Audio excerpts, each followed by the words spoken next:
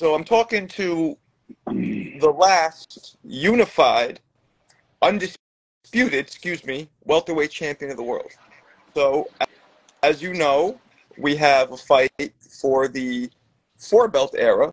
You're in the 3-belt era, welterweight championship. So I got to ask you, and I know you've been asked this 1,000 times, but I want to hear it.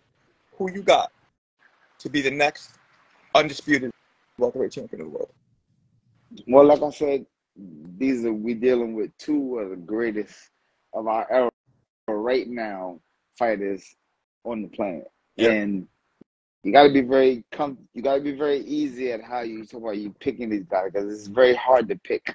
You guys are not pickable guys. These are not like, oh, him. Just both of these guys come to the ring with super high accolades, super high accomplishments, different divisions. You know what I mean? So when you're dealing with a guy like that, you know, we're dealing with two what we can call masters of today. You know what I'm saying, right? You can say that clearly. Two masters of today, of our timeline right now, the greatest, the best. Got to be very easy at how you approach and say, yo, him, he gonna win. You know what I'm saying? Because there is nothing that either one of them do better than the other. They both good in speed, both good in power, both know how to knock guys out, both got mean streaks. You know what I'm saying? I mean, like, we've seen it. So you got to be very skeptical and cautious when you approach it. So for myself, I want to wait till the weigh-in. I want to see, I want to see who put that work in. Damn, from Brooklyn to politician. Now that's a politician answer. What you mean? That's kosher. That's true, real, man. You're not leaning towards one guy. Nah, for real. I study both of these guys. I love both of these guys. These guys are two of my favorites. I always said Crawford was a fucking monster. And everybody knows since Errol was in the amateurs, I've been rocking with him. I was like, what? So look at shit. He's walking guys down, stopping them in the amateurs. Body shots. Killing them. Okay, so let me ask you this, and let's get deeper into what you said. You said you're going to wait till the weigh-in. What about the weigh-in? What about the weigh-in will you see that will make you maybe pick somebody? The weigh-in shows the body. The body does not lie. When you work hard, it shows. Not saying that neither one of them going to work hard. I know they both going to work hard, so they're both going to be in shape. But you know and I know that look. I can't explain it. It's that look. When you see it, you like, okay, yeah, I'm right with homie. You know what I'm saying? Because you know that look that you know, I've been in championship fights, so I probably look at the look different than other people can. I'm looking for the drainness, for the, you know what I'm saying, who looks the plump, the more comfortable at making the weight, because that means a lot too. You know what I'm saying? Whoever got to, you know, do a lot of sucking down and a lot of draining, it's not good in this fight. You got to be comfortable and solid in this fight. So I'm looking for that. I'm looking for just a couple different other things that I'll keep to myself and that I just want to see, and I go, okay, that's it. That's my pick.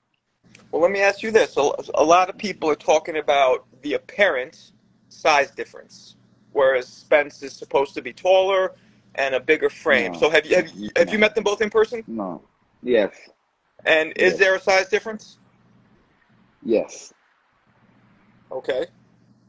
And is it significant or something small? I don't think that it makes a difference. Okay, why not? Because these are pros here at the top level. They both know how to adjust to any size, any level. They can adjust to that. These are not like new guys that's coming in that's never seen a tall fighter before. Like, oh my God, what do I do? No, these are, Earl Spence happens to be the bigger fighter, the taller fighter, you know what I'm saying? But Crawford is not no small guy. And he's known to break down the bigger opponent anyway. He's known for that. He's known. And Earl is known for smashing smaller fighters. You know what I'm saying? Guys are smaller. He's known for that. Smashing guys his size. He's known for that. You know what I mean? So both of these guys have great capabilities. So when guys put into the factor the size difference with skills like these guys got, nah, that doesn't make a difference. I agree. I think size can be a factor though if the fighter knows how to use it, right? Of course, I mean it can be a factor, but I mean let's put it on the real side. Earl Spence is the bigger guy. Terence Crawford would be the smaller guy. Cameron Crawford moves well, phenomenal with big guys. Think about that. So right. No, that's not gonna be we're not gonna start putting that into it because that's gonna just detour us from what we're really looking at. and you know and what I mean? look, As a fighter, I don't look at that. yeah, and I don't think I'm just putting the question out there. I don't actually agree with it. I don't think size matters at all. I've seen it myself in the ring. Size doesn't matter. It can if one person doesn't know how to deal with it, yeah, but for the most part, it doesn't mean anything. Right. Okay, so what about, there's another thing that people talk about, the switch hitting. Now, I asked Derek James, and he damn near blew a casket when I asked him. He got annoyed. He was like, he's sick of hearing about the switch hitting. That'll make a difference. Do you think the switch hitting will make a difference and act towards Bud's favor? Because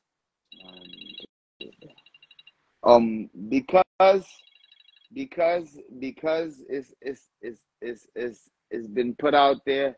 I believe that it's being prepared for. It's been being prepared for. So everybody knows what preparation creates greatness. You know what I'm saying? Creates. So now when it was a secret and people didn't really see it or know it was coming, then you can't prepare for something you don't know about. But now you know about it, so I think it's a factor. I don't think that's going to be a big factor. Like I said, we're dealing with two pugilists at the top level. Both of these guys, Yeah, top level pugilists. What? Yeah, you know what I'm saying? So, do you see this at all being like a Hagler Hearns, where they're just gonna bang it out? Because I don't. No. You think No. technical? No, very, very. Come in, fill out, prepare for the early round fill outs. Do you see any threat of this being, dare I say, boring, where they're too technical? No such thing. These guys this is technical at the highest level. Remember that. Right. Always right. remember when you equating the fighting ability, this is at its high level. So it's speed, power, agility, all that shit coming at you. So don't look for nothing boring. This does not have the makeup to be something boring. You know what I mean? No way. Right, and I think that's what makes this fight so amazing is because we both know that either guy could end it at any given second. I mean, that's what they've done in their previous fight. Any second. Would you be surprised if this ends up being a knockout? No. Hell no. How could you? No way. Well, because both guys, their will, because right? I mean, boxing is so mental, and these guys both refuse to fucking lose. You said what? I said these guys, their will is so strong, and boxing is so mental that these guys both refuse to lose. So I'd be surprised. Yeah, I'd be surprised. No, I wouldn't be surprised because see, you got guys punching with the greatest, the sharpest of the sharpest, the power of the power, the speed of the speed. Anything can happen. Anything can happen. Yeah. I mean, Mill City said it's gonna go the distance and it's gonna be a war to the end. That's what I agree on. I mean, but can a knockout happen? Do these guys possess the ability to knock each other out? Yes, 100%. We cannot take that away from the equation of the factor. That is a super number one factor. The way I look at it is I think that the fight there'll be no knockout. I think at worst scenario there could be a stoppage, but it'll be something where the ref or the corner. I don't think either of those fighters have it in them to not be able to get up or to be stopped. I don't see that. I think it's too high level. They'd be different. I'm a fighter. Takes one punch.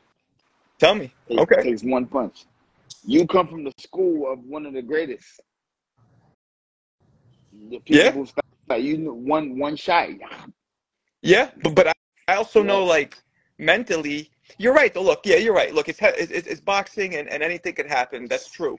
Anything can happen. Anything can happen. But I'm a isn't the fighter that been in mind? there and know. Yeah, but isn't the Go ahead. mind frame? So before you had your first loss, your mind was like, nobody's ever knocking me out, ever. Nobody's ever, right? And the mind Even frame, when even when I had my loss, and after that, you still gonna have that, my friend. It right, doesn't go like that. It right. doesn't go like that. But You gotta, To me, preparation is everything, and that's why I want to wait till the weigh-in and watch. It still comes back down to preparation, because when you watch the body, you watch it, you can't fake. One thing about life is everybody on here know right now, you can't run around and say, I got a membership in the gym, and you look like you never seen a gym ever. You know what I mean? It don't go together. You know what I'm saying? It don't go together. That means you might got a membership and that's it. Now going is another factor. You know what I'm saying? So right, that's why I want to see the body. I want to wait till the weigh-in to see what both guys look like. Both game plan will go out there out the window at the. No way, Mills. No way. These guys are too solid of guys. Bring in Mill City, please. Bring in Mill City. I'll bring him in a second. Okay. You know what though? Because the problem is this: people think that Hearns and this is going to be Hearns and Hagler, and that's what happened. Like I interviewed Hearns, and I was like, "Yo, so was your plan to box?" Ask them. And Hearns goes, "Yeah, my plan was to box until Hagler jumped on me." But I don't see either of these guys going the way Hearns did and just losing it and just going all out. I think they're going to stick. Oh, Stick but see, together. that's nobody's game. You see what you just said? Nobody's game plan is to lose it. Losing it is something that just happens. Okay. Like you can't control that. You cannot control that. I'm gonna tell you right now. We all prepare for the good. There's no fighter that go into the ring expecting to lose. Not Right. guys that I know. Well, Not guys at this level. well, Not not at this losing, level. No, there's but nobody I know. well, here's what I'm saying, Zab. Not losing, but when your ego and your pride is touched and somebody's in front of you, you're like, oh, this is the way you want to play it? Let's do this. So they're intending to knock the guy out, not to lose. So they're like, fuck all the boxing. I'm going to take care of this guy right now. You get what I'm saying? Anything can happen. This is boxing at its finest.